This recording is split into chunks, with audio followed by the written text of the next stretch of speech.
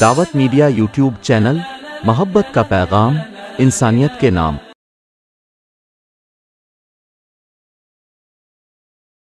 अल्हम्दुलिल्लाह अल्हम्दुलिल्लाहि वहदहु वस्सलातु वस्सलामु अला मन ला नबिय्य बअदह। अऊज़ु बिल्लाहि मिनश शैतानिर रजीम। बिस्मिल्लाहिर रहमानिर रहीम। इन्ना नहनु नज़्ज़लना ज़िक्र व इन्ना लहू लहाफ़िज़ून।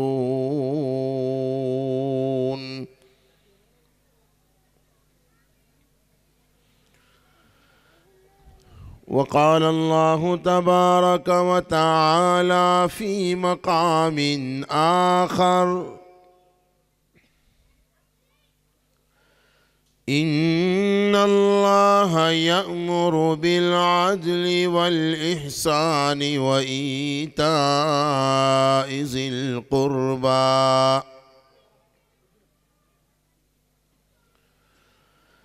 व यन्हा अनिल फ़हशाइ वल मुनकरि वल बग़ि यइज़ुकुम लअल्लकुम तज़क्करून। सदक़ल्लाहु मौलानल अज़ीम व सदक़ रसूलुहुन नबियुल उम्मियुल करीम व नहनु अला ज़ालिका लमिनश शाहिदीन वश्शाकिरीन वल्हम्दुलिल्लाहि रब्बिल आलमीन।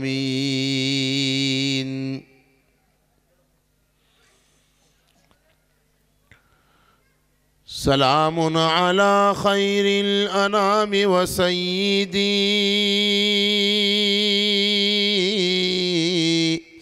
हबीबी इलाहिल आलमीन मुहम्मदी।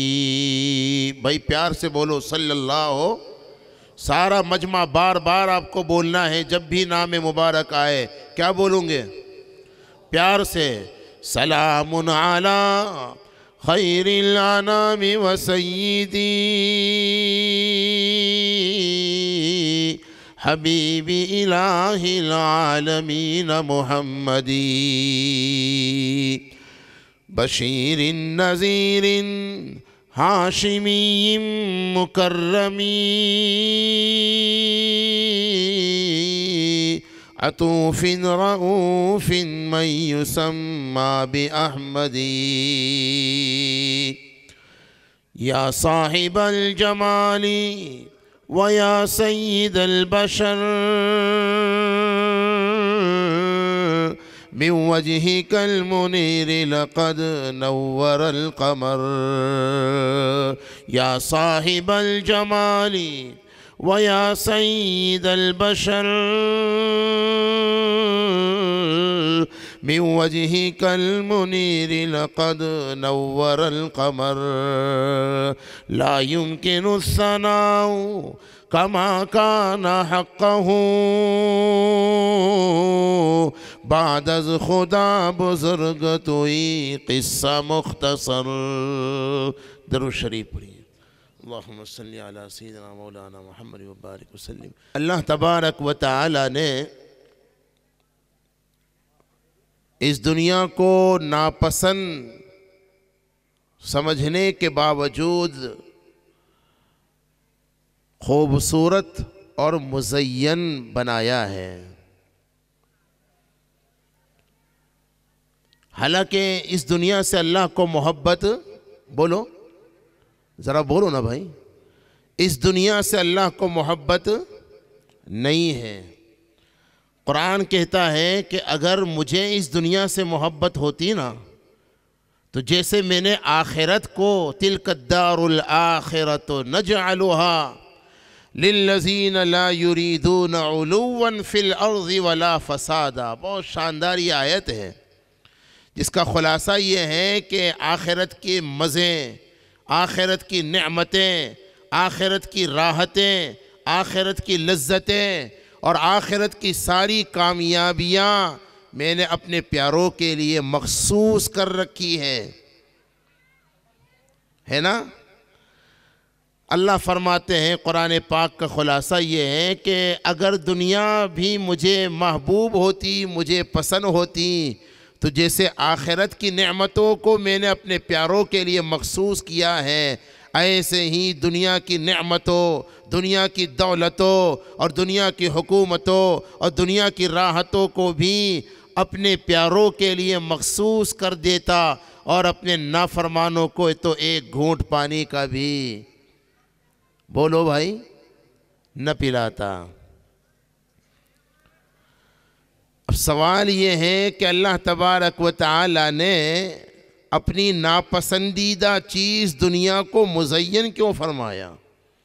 ज़ुय्यिना लिन्नास हुब्बुश-शहवात मिनन-निसा वल-बनीन वल-क़नातीरिल मुक़ंतरति मिनज़-ज़हबि वल-फ़िज़्ज़ा वल-ख़ैलिल मुसव्वमति वल-अनआमि वल-हर्थ और ज़ुय्यिना लिल्लज़ीना कफ़रुल हयातुद-दुनिया, दुनिया को भी अल्लाह ने खूबसूरत बनाया है।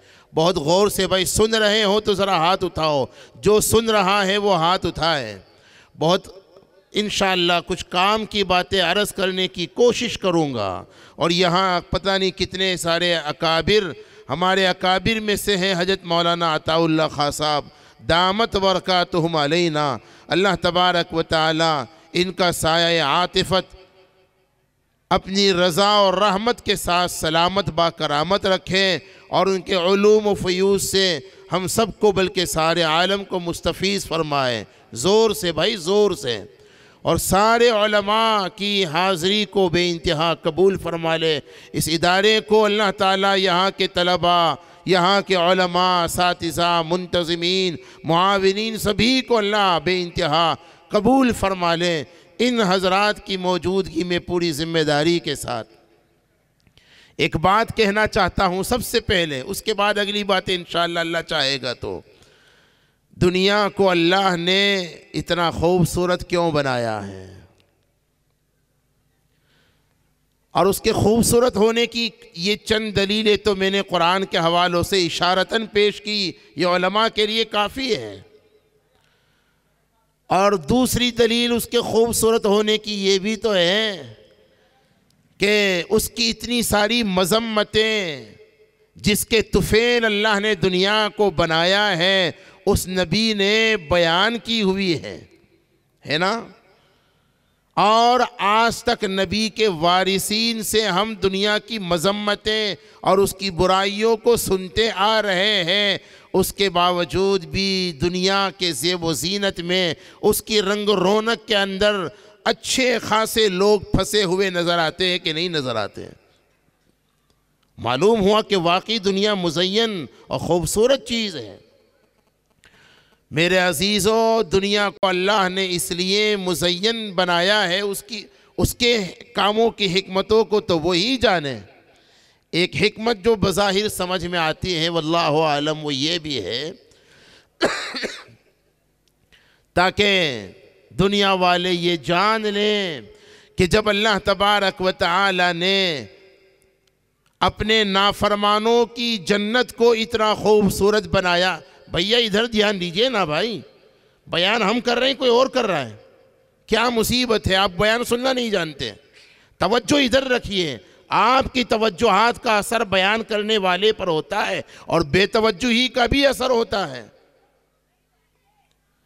जब किताब और सुन्नत की रोशनी में एक बात कही जाए तो अज़मत का तकाजा, ईमान का तकाजा ये है कि पूरी तवज्जो यहां रखो भाई। ये दुनिया ईमान वालों के लिए तो कैद खाना है ना। क्यों जी? अरे बोलो भाई, आपने वो हदीस शरीफ सुनी है कि नहीं? अद्दुनिया सिजनुल मुमिन व जन्नतुल काफिर। बच्चों को ये हदीसें तो याद है, इस किस्म की रिवायतें तो बच्चों को भी याद है। अब यहाँ भी मुहद्दिसीन ने क्या कलाम किया हुआ है, कमाल किया हुआ है। हुजूर ने दुनिया को कैद खाना ईमान वालों के लिए क्यों फरमाया और बेईमानों के लिए जन्नत क्यों फरमाया? अभी इस तफसील में अगर जाएंगे तो असल बात रह जाएगी, लेकिन एक दो बातें तो सुन ही लो। ईमान वालों के लिए दुनिया क्या है बोलो भाई? जन्नत है या कैद खाना है? कौन कह रहा है, कौन फरमा रहा है? ये किसका ऐलान और बयान है? इमामुल अंबिया वल मुरसलीन सय्यदुल अव्वलीन वल आखिरीन जनाब मुहम्मदुर रसूलुल्लाह, प्यार से बोलो ना, सल्लल्लाहु अलैहि वसल्लम का ये फरमान है, दुनिया ईमान वालों के लिए कैद खाना है और बेईमानों के लिए तो जन्नत है। बताएं क्यों कैद खाना फरमाया ईमान वालों के लिए? याद रखो शेगांव वालों, दुनिया को ईमान वालों के लिए कैद खाना इसलिए बतलाया कि जैसे कैद खाने में अल्लाह हमारे कैदियों पर रहम फरमा दे। भाई आपको आमीन कहने में जिसको तकलीफ हो वो आमीन न कहना, और जिसे तकलीफ ना हो वो ज़ोर से आमीन कहो। अल्लाह हमारे तमाम मज़लूम कैदियों पर रहम फरमा दे और रिहाई के ख़ज़ाने गैब से असबाब मुहैया फरमा दे, आमीन। इतना तो हम कर ही सकते हैं ना, मज़लूम कैदियों के लिए हम दुआ भी नहीं कर सकते, इतने भी बुज़दिल हैं। ज़रूर दुआएं करो उनके हक़ में, पता नहीं उनकी ज़िंदगियाँ कैसे गुज़रती है, उनके घर वालों का क्या हाल है। अल्लाह हिफाजत फरमाए। जैसे कैद खाने में कैदी आज़ाद नहीं होता, हर चीज़ में पाबंद होता है, कहीं आने जाने में, बोलो, कहीं आने जाने में पाबंद होता है, अपने मर्जी का लिबास पहनने के एतबार से भी, लिबास के एतबार से भी पाबंद होता है, खाने पीने के एतबार से भी पाबंद होता है, हत्ता के सोने और लेटने के एतबार से भी पाबंद होता है, रहने सहने के एतबार से भी। देखा है आपने किसी कैदी को? जाइए कभी कैद खानों का चक्कर लगाइए ताकि हमें आज़ादी की नेमत की कदरदानी मालूम हो। और लोगों, जैसे कैद खाने में कैदी कानून का पाबंद होता है, अल्लाह के रहमत की कसम ये दुनिया ईमान वालों के लिए कैद खाना इस एतबार से है कि ईमान वाला भी इस दुनिया की ज़िंदगी में कानून हुकूमत का नहीं, कानून हुकूमत से ज़्यादा कानून शरीयत का पाबंद है। हाँ, और जो बेईमान हैं, जो अल्लाह नबी को मानते ही नहीं, उनके लिए क्या शरीयत और क्या शरीयत का कानून? हम तो शरीयत को मानने वाले हैं ना। जैसे कैद खाने में कैदी अपनी मर्जी से जो चाहे खा पी, बोलो, हम भी कानून शरीयत के पाबंद हैं। हराम का खा नहीं सकते, हराम का पी, शराब नहीं पी सकते, और नशे वाली चीज़ खाने से ताल्लुक़ रखती हो तो, पीने से ताल्लुक़ रखती हो तो, उसका नाम ड्रग्स हो तो, उसका नाम शराब हो तो, नाम दुनिया जो चाहे रख ले, लेकिन जो भी नशे वाली चीज़ है हम कानून शरीयत की पाबंदी की वजह से उसे न खा सकते हैं, न पी सकते हैं, न इस्तेमाल कर सकते हैं ना। जैसे कैद खाने में कैदी लिबास का पाबंद होता है, वो अपनी मर्जी का लिबास नहीं पहन सकता, ऐसे ही लोगों, दुनिया में हम कानून शरीयत ने जो लिबास हमें बतलाया उस लिबास के पाबंद है। हम शरीयत के दायरे में रहते हुए बेशक जो चाहे लिबास पहन सकते हैं, लेकिन शरीयत के कानून से हटकर नहीं। लिबास पहनने में मर्द भी पाबंद है शरीयत के, औरतें भी पाबंद, सिर्फ लिबास ही में नहीं, खाने पीने में और हत्ता के देखने में, सुनने में, बोलने में और कारोबार करने में, दुनिया कमाने में, हर चीज़ में हम शरीयत के पाबंद हैं कि नहीं हैं?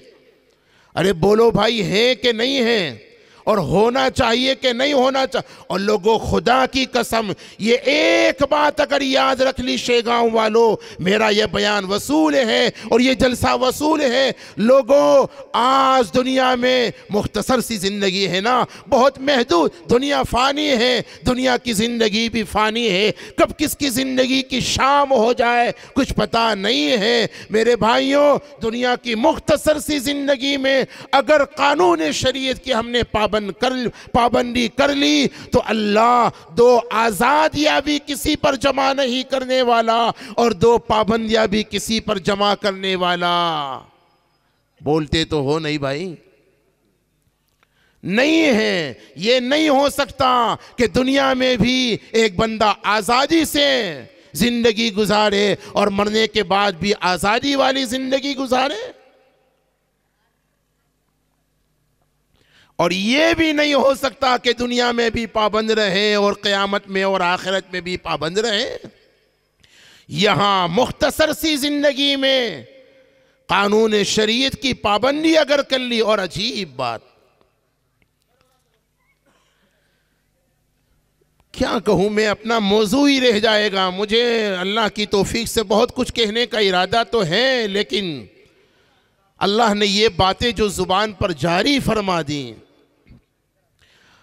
अजीब बात, शरीयत हर ख्वाहिश पर रोक नहीं लगाती। शरीयत ये नहीं कहती कि तुम अपने नफ्स के चोचलों को बिल्कुल पूरा ही नहीं कर सकते। शरीयत ने यह नहीं कहा कि अपनी ख्वाहिशात नफसानी पर तुम अमल कर ही नहीं सकते। और लोगों, बहुत जिम्मेदारी के साथ कहता हूं, शरीयत तो यह कहती है सिर्फ उस ख्वाहिशात पर ब्रेक लगाओ जो शरीयत से टकराती हो। शरीयत के दायरे में रहते हुए तुम अपनी ख्वाहिशात पर अमल करोगे, अल्लाह के रहमत की कसम, अल्लाह तबारक व तआला उस ख्वाहिशात नफसानी पर अमल करने पर भी जो तुमने शरीयत के दायरे में रहते हुए ख्वाहिशात को पूरा किया हुआ होगा, ख्वाहिशात तो पूरी कर रहे हैं लेकिन अल्लाह उस पर सवाब भी अता फरमाएंगे। नहीं मालूम आपको? बहुत मशहूर हदीस आपको नहीं मालूम है? हमारे आका ने फरमाया ना, मियाँ बीवी ख्वाहिशात पूरी करने के लिए जो ताल्लुक़ कायम करते हैं, आका फरमाते हैं इस ख्वाहिशात को पूरी करने पर अल्लाह तबारक व तआला मियाँ बीवी को सदक़े का, बे बोलो भाई, शक है तो मत बोलिए ना, अगर शक नहीं है तो बोलो ना। मियाँ बीवी अपनी जायज़ ख्वाहिशात पूरी कर रहे हैं, देखा आपने, और उस जायज़ ख्वाहिशात के चूँकि शरीयत के दायरे में रहते हुए पूरी कर रहे हो ना, हमारे आका फरमाते सदक़े का सवाब मिलेगा। और अजीब बात याद आ गई, अमल करोगे तो बतलाऊंगा, वैसे नहीं बतलाऊंगा। बतलाओ कौन अमल करेगा? जितने भी शोहर है ना, जितने शोहर है वो तो इरादा कर ही लो, और जो शोहर अभी है नहीं, ये बच्चे भी हाथ उठा रहे, चलो कोई बात नहीं, अरे ये बच्चे भी तो आइंदा चलकर फ्यूचर में शोहर बनेंगे, नहीं बनेंगे भाई। कंज़ुल उम्माल की एक हदीस मुझे याद आ गई, बड़ी अजीब रिवायत।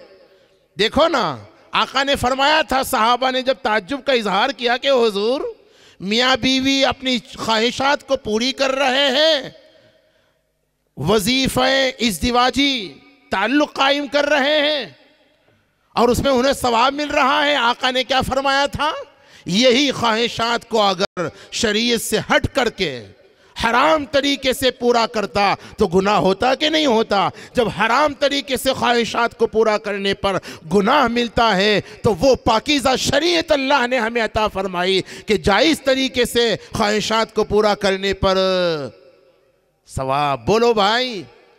अब मुझे वो जो आपको इरादा करवाया ना, अजीब बात याद आई। फरमाया जब शौहर अपनी बीवी की तरफ मोहब्बत की नज़र से देखता है, किस नज़र से बोलो? मोहब्बत की नज़र से देखने वाले बोलो, और गुस्से की नज़र से देखने वाले मत बोलो। शौहर अपनी बीवी को गुस्से में नहीं, कैसे देख रहा है बोलो? अरे बोलो ना यार। तो जब तुम मोहब्बत से देखोगे तो वो उसका दिमाग ख़राब हो गया जो तुम्हारे मोहब्बत का जवाब मोहब्बत से न दे। मोहब्बत कह के तो देखो, होठों से होठ मिलते हैं और मोहब्बत करके तो देखो दिलों से दिल मिलते हैं। भाई ये कानून फितरत है, हम मोहब्बत करते ही नहीं ना, इसलिए हमें मोहब्बत मिलती नहीं है। हाँ, वरना अगर हम मोहब्बत करने हमारे आका कितनी मोहब्बत करते थे बीवियों से।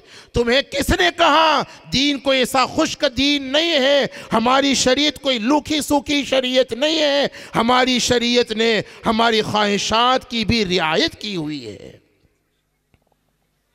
हाँ, सिर्फ इबादतों का हुक्म नहीं दिया, शौहर अपनी बीवियों के साथ कैसे रहे, बीवियां अपने शौहरों के साथ कैसे रहे, अरे अपने घर में कैसे आओगे, हर बात का हुक्म दिया, हर बात की रहनुमाई ये कुरान ने। अभी हजरत मौलाना इल्म से मुताल्लिक जो फ़ज़ाइल बयान करते थे ना, और ये बतला रहे थे कि इल्म से सारी दुनिया का नक्शा बदल गया, तो भैया कौन सा इल्म? कुरान का इल्म, शरीयत का इल्म, नबी के फरमान का इल्म, उससे दुनिया का नक्शा पहले भी बदला था, आज भी बदलेगा और क़यामत तक बदलेगा। अगर शरीयत का इल्म नहीं होगा तो दुनिया तबाह हो बर्बाद पहले भी हुई थी, आज भी हो रही है और हो जाएगी। एक शेर मुझे याद आ गया, ये जो बातें छूट रही है ना, याद दिलाना बाद में। अजीब बात, लोगों ये जो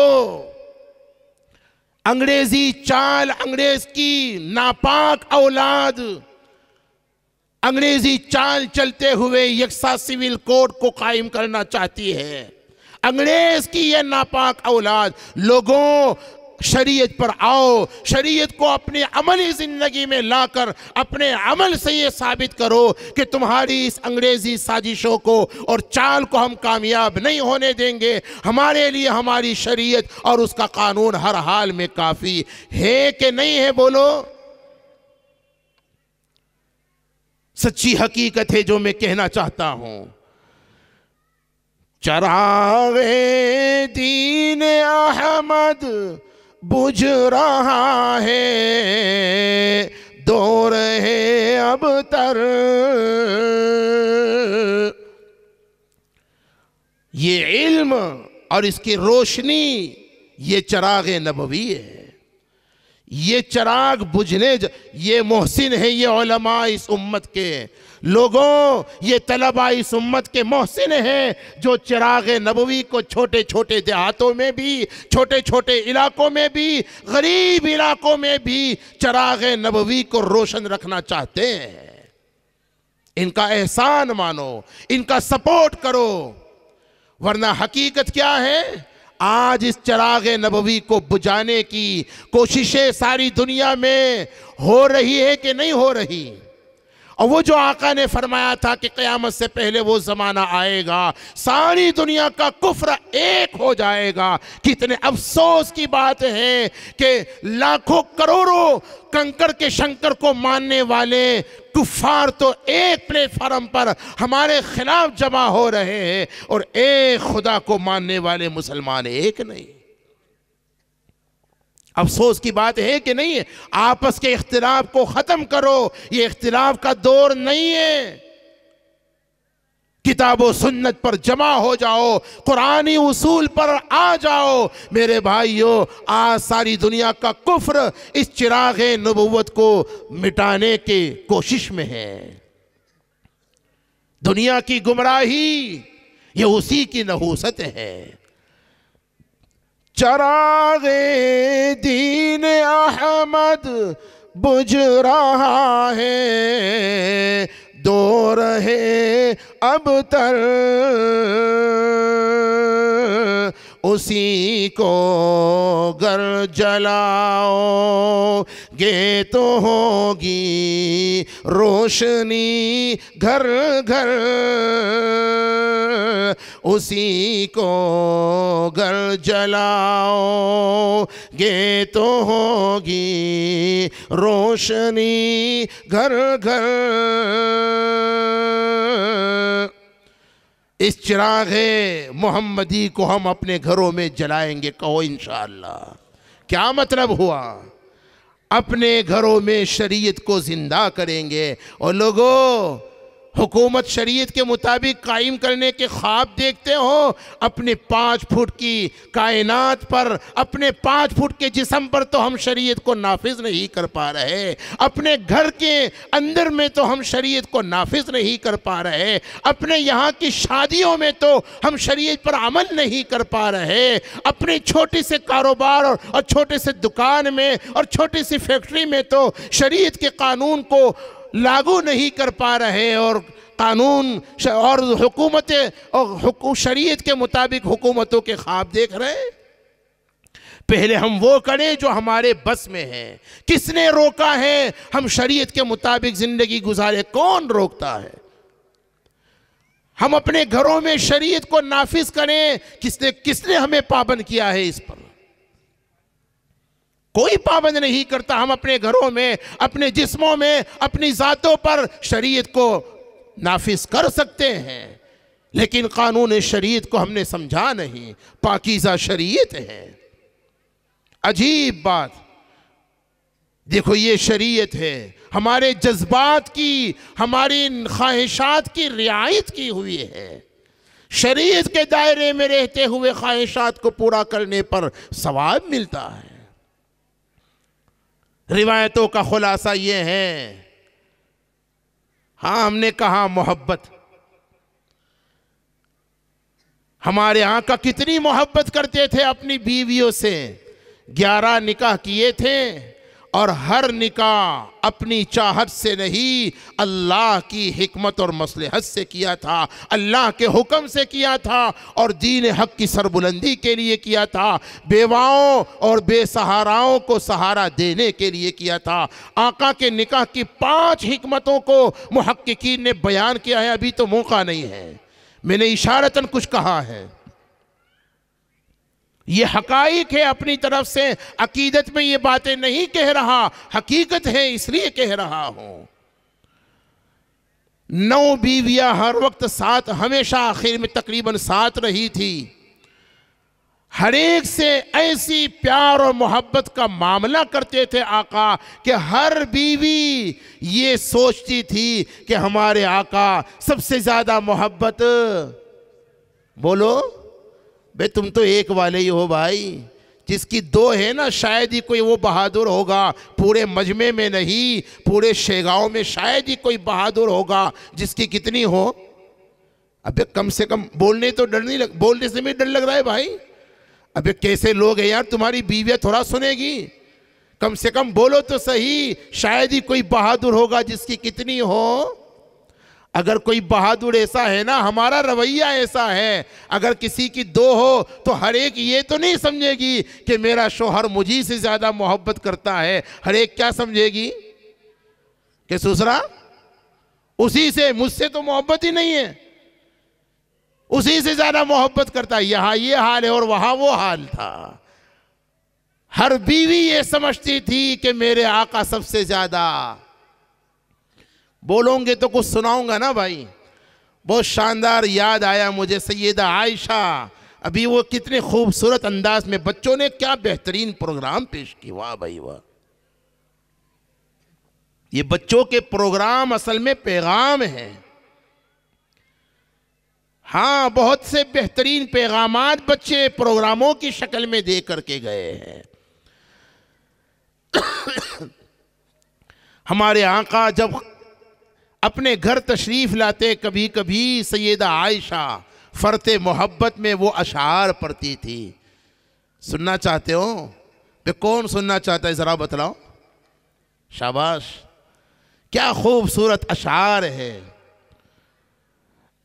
लना शम्सुन वलिल आफाक़ि शम्सुन व शम्सी खैरुम मिन शम्सिस समाई फ़इन्न शम्सा ततलअ बअद फज्रिन व शम्सी तालिउन बअदल इशाई। अम्मी जान फरमाती हैं लना शमसुन वलिल आफाक शमसुन, एक सूरज तो हमारा है, एक सूरज आसमान का है। और लोगों, हमारा सूरज जितना खूबसूरत है, हमारा सूरज जितना रोशन और चमकदार है, अल्लाह के रहमत की कसम आसमान का सूरज इतना रोशन और इतना चमकदार बोलो नहीं है। फरमाया क्यों? आसमान के सूरज का हाल क्या है और मेरे सूरज का हाल क्या है, वो भी मुझी से सुन लो। अम्मी जान फरमाती हैं फ़इन्न शम्सा ततलअ बअद फज्रिन व शम्सी तालिउन बअदल इशाई।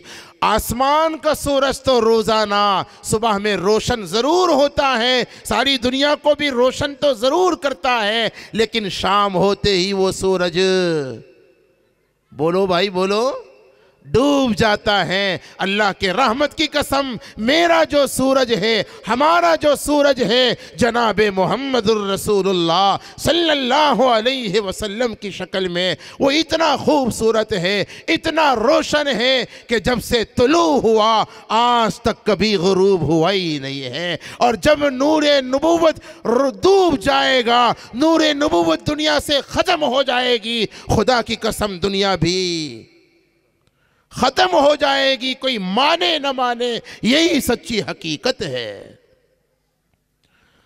बहरहाल बात जरा दूर निकल गई। अर्ज कर रहा था दुनिया नापसंदीदा है, इसीलिए तो अपने प्यारों के लिए कैद खाना बना दिया।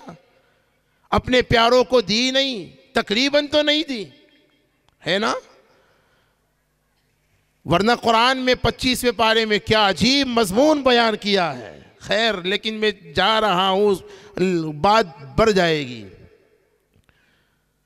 मेरे भाइयों, अर्ज किया हुजूर ने जो फरमाया ना कि दुनिया मोमिन के लिए कैद खा, क्यों?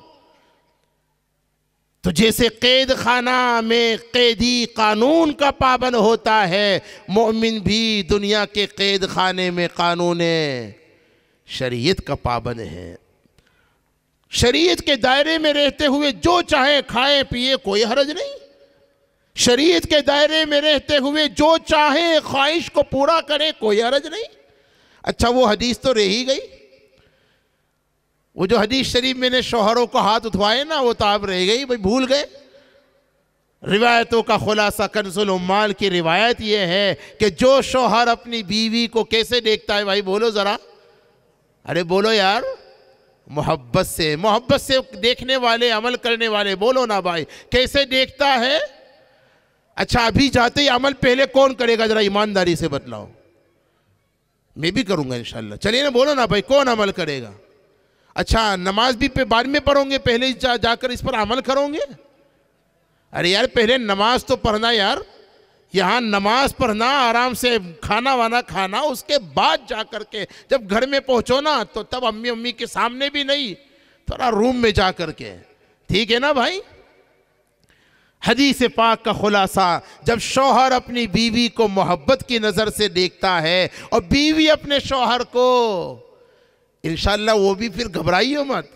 वो अगर सुबह में नाराज़ होकर के तुमको रुखसत किया था ना, वो तुम मोहब्बत से देखोगे तो वो भी मोहब्बत का जवाब मोहब्बत से मिलेगा ही। और ससुरियों को ऐसा ही करना चाहिए, वो भी सुन ले। फिर जब शौहर अपनी बीवी को मोहब्बत से देखता है और बीवी अपने शौहर को मोहब्बत से देखती है, अल्लाह इन दोनों को रहमत से देखता है।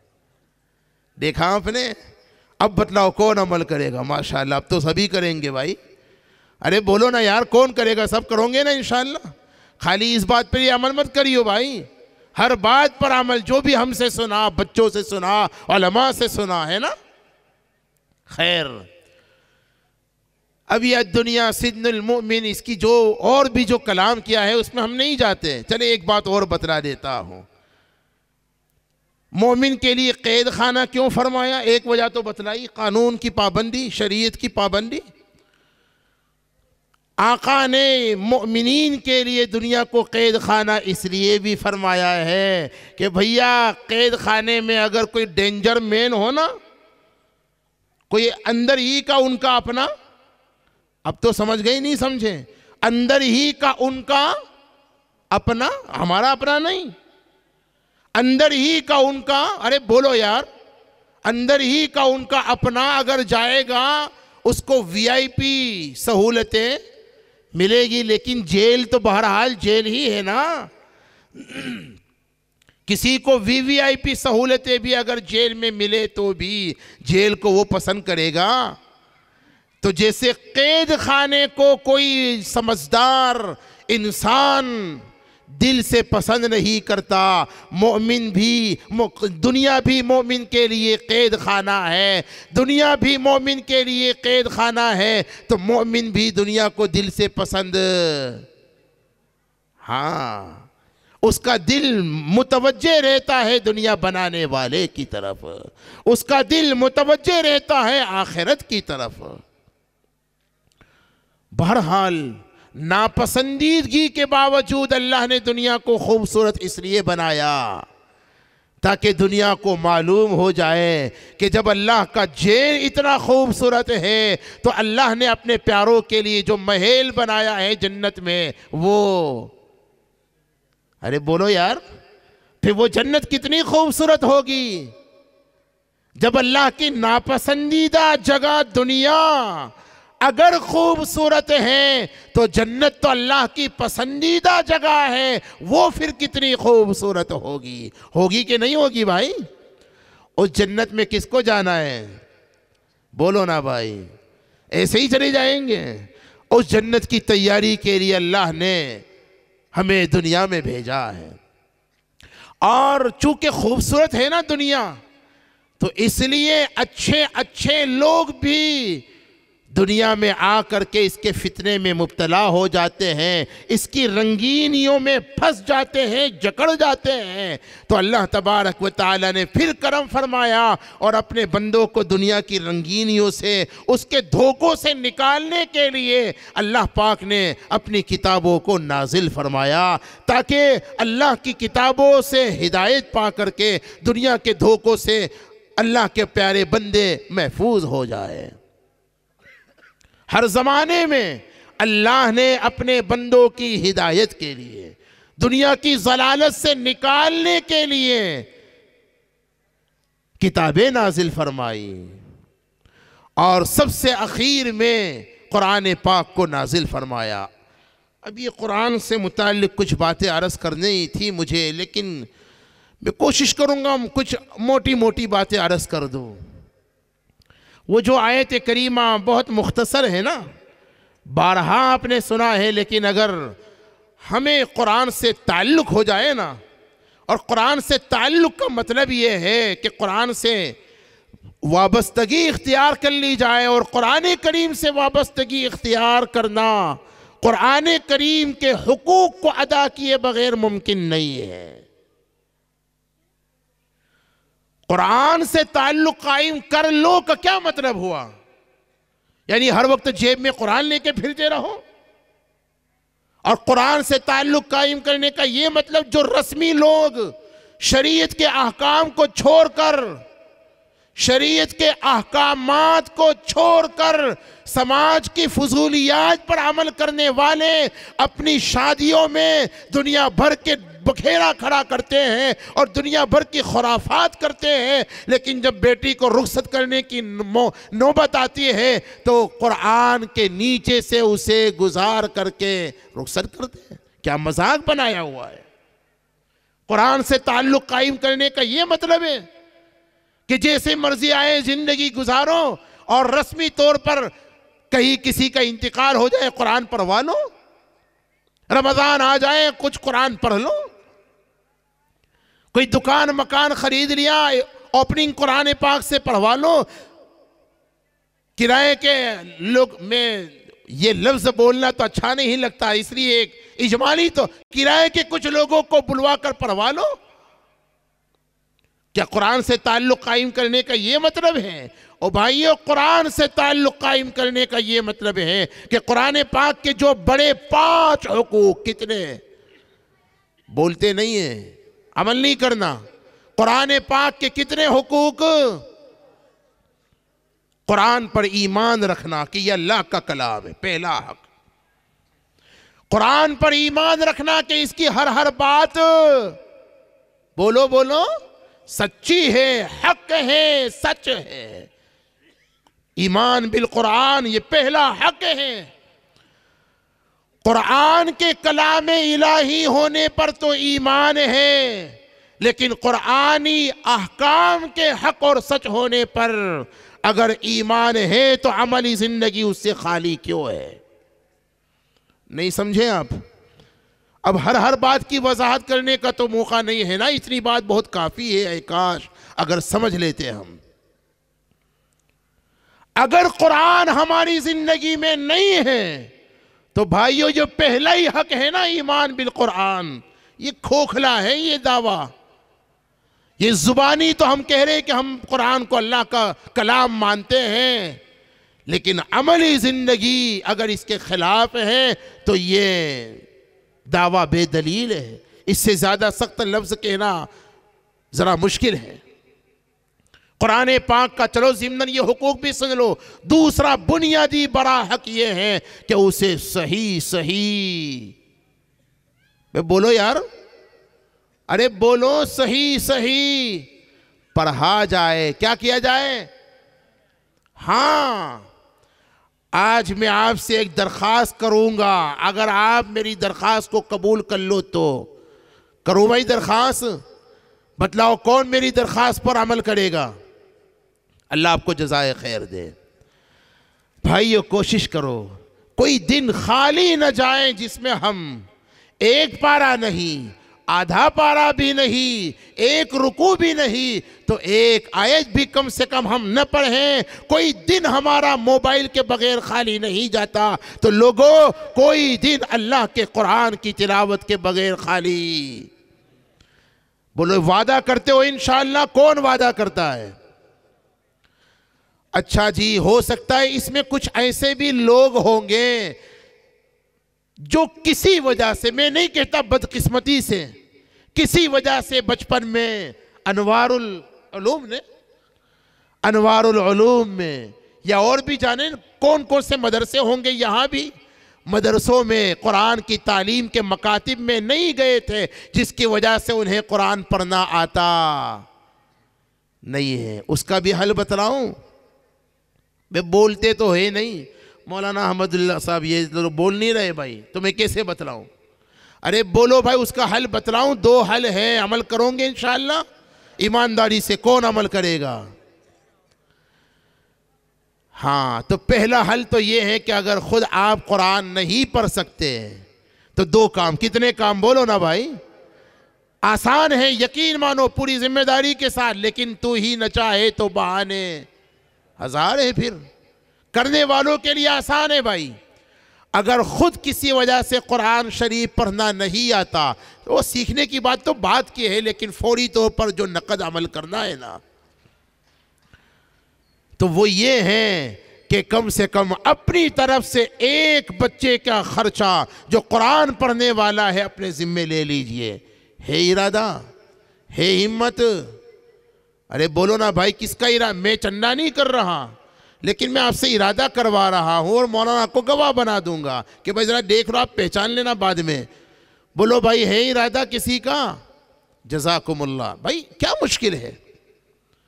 अगर खुदा न करे हम कुरान नहीं पढ़ सके, एक कुरान पढ़ने वाले बच्चे का खर्चा अगर हम बर्दाश्त कर लेंगे तो अल्लाह तो सवाब मुझे देना है, मुफ्ती शफीक को देना है, अल्लाह को देना है, मौलाना अताउल्लाह को देना है, अहमदुल्लाह किसे देना है भाई? अल्लाह को देना है।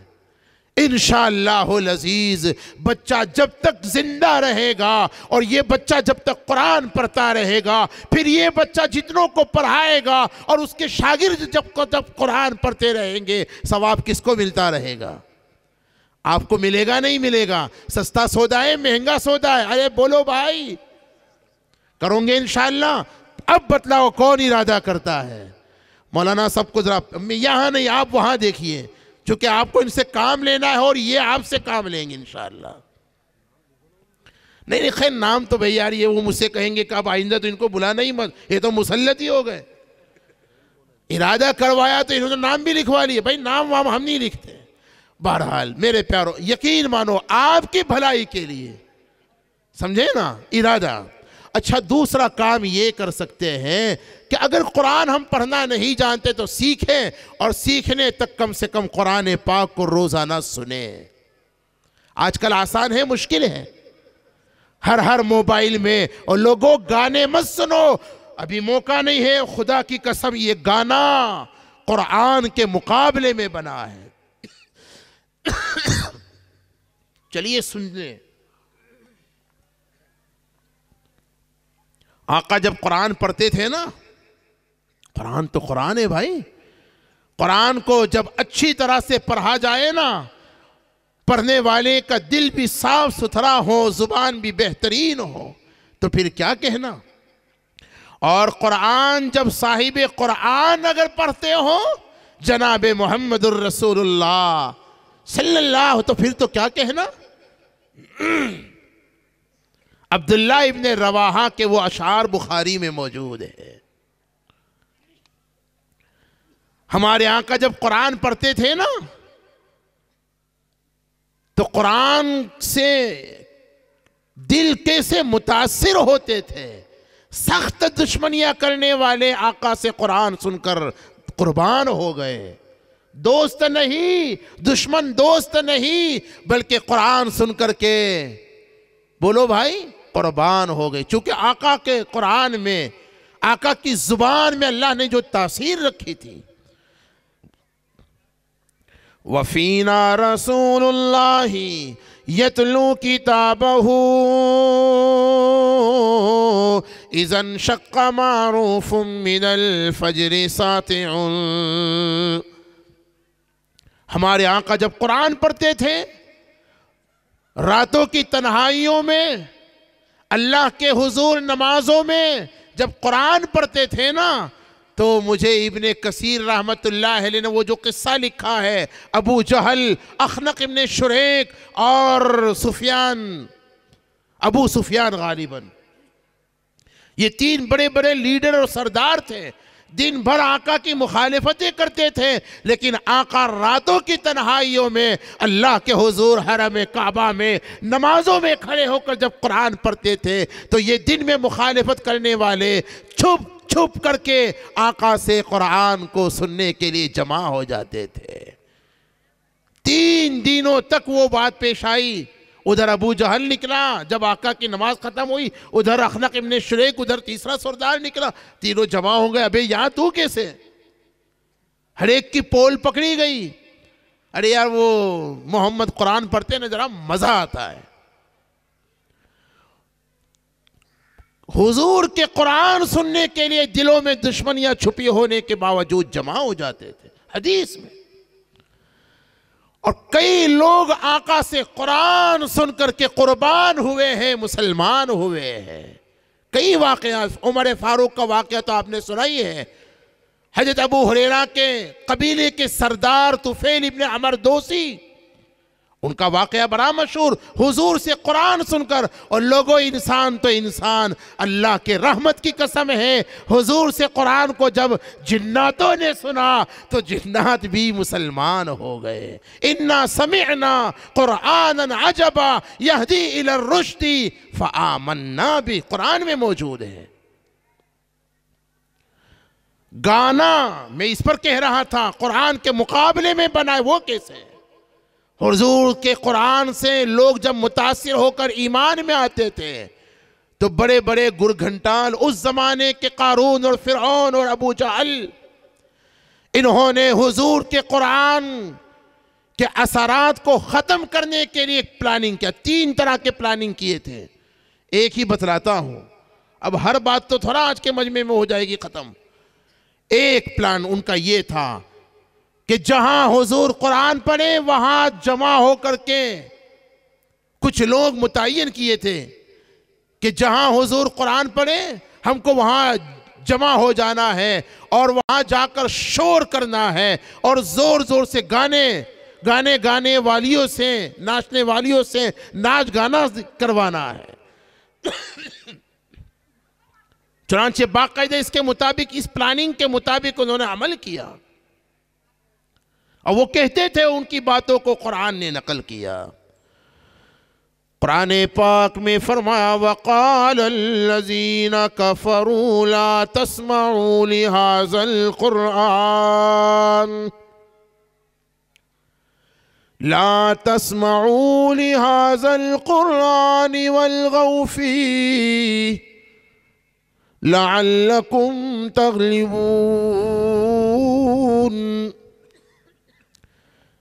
सरकार दो आलम सल्लल्लाहु अलैहि वसल्लम जब कुरान पढ़ते थे, दुश्मनाने दीन जमा होकर लोगों से कहा करते थे, ला तस्मऊ लिहाज़ल क़ुरआन, मोहम्मद तुम्हें कुरान सुनाकर नमाज का हुक्म देता है ना, मोहम्मद तुम्हें कुरान सुनाकर ज़कात का हुक्म देता है ना, मोहम्मद तुम्हें कुरान सुनाकर किस्मा किस्म के ahकाम देता है।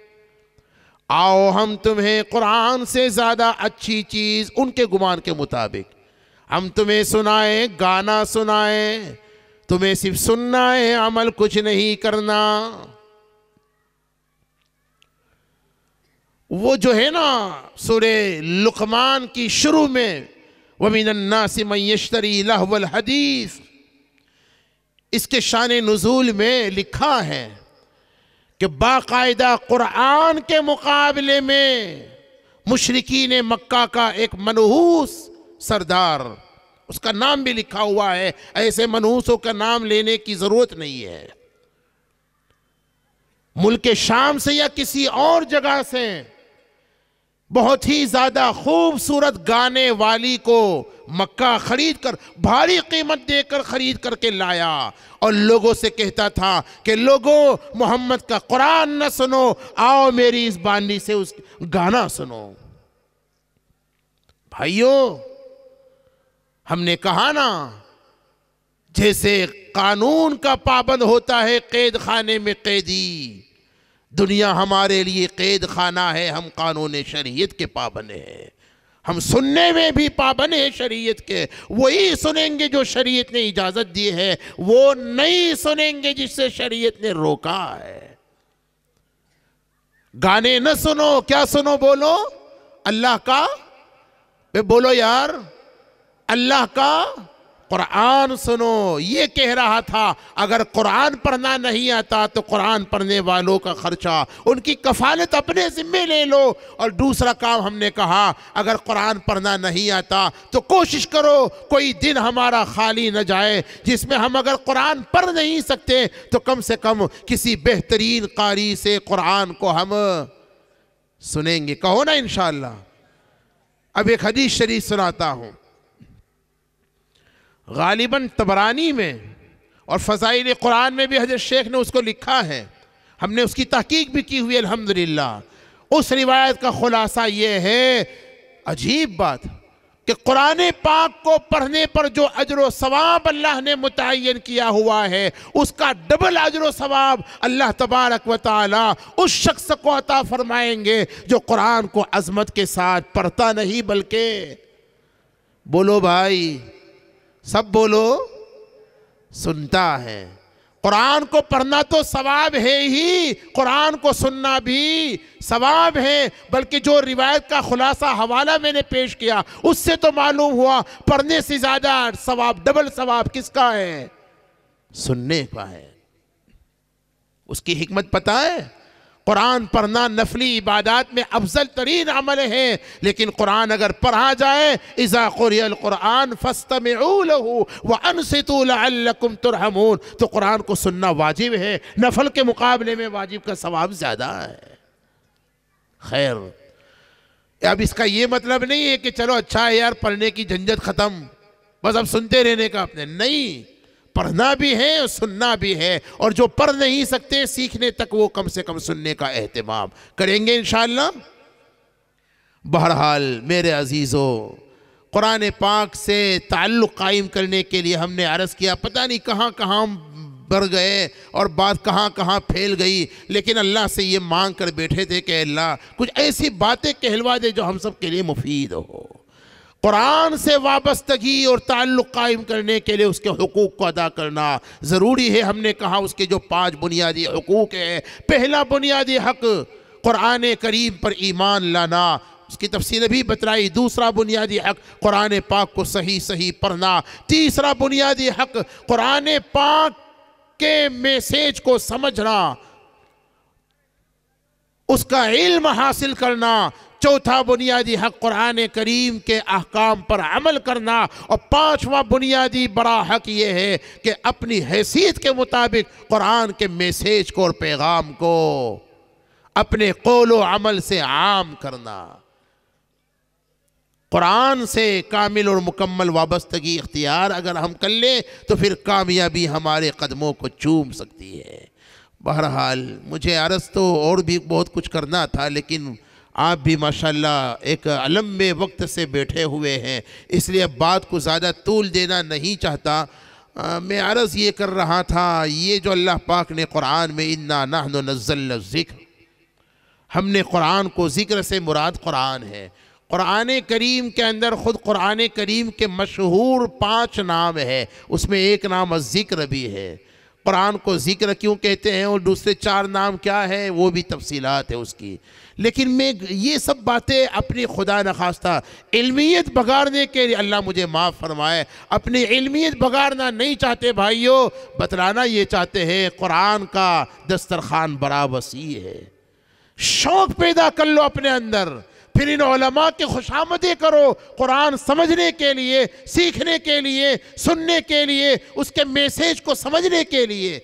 अगर कुरान से ताल्लुक़ कायम हो गया तो फिर ये सब चीज़ें आसान हैं। कुरान क्यों कहते हैं, उसकी कई वजह उलमा ने अजीब व गरीब वजूहात बयान की है। मालूम तो करो, कुरान के करीब तो आओ। बहरहाल कुरान का एक नाम मशहूर जो कुरान ही के अंदर इन्ना नहनु नज़्ज़लना ज़िक्र, हाँ, तो हक़ ताला फरमाते हम ही ने इसको नाजिल किया है। और अब जाहिर है कि इसमें तो कुरान की कोई खुसूसियत नहीं है, तौरात भी तो अल्लाह ने नाजिल की थी, व अनज़लना तौरात, इंजील भी तो अल्लाह ने नाजिल की थी। तो किताबों के नाजिल होने में कुरान और दूसरी किताबें बराबर है, लेकिन आयत करीमा का जो दूसरा जुज़्व है, दूसरा हिस्सा, व इन्ना लहू लहाफ़िज़ून, ये कुरान करीम की खुसूसियत है। अल्लाह ताला फरमाते नाजिल भी हम ही ने किया है और हम ही उसके हाफिज़ है। अब यहाँ बहुत सी बातें, यहाँ हाफिज़ों के लिए एक फजीलत की बात बतला देता हूँ, बात ख़त्म। व इन्ना लहू लहाफ़िज़ून, कुरान पाक के सबसे पहले हाफिज़ कौन है?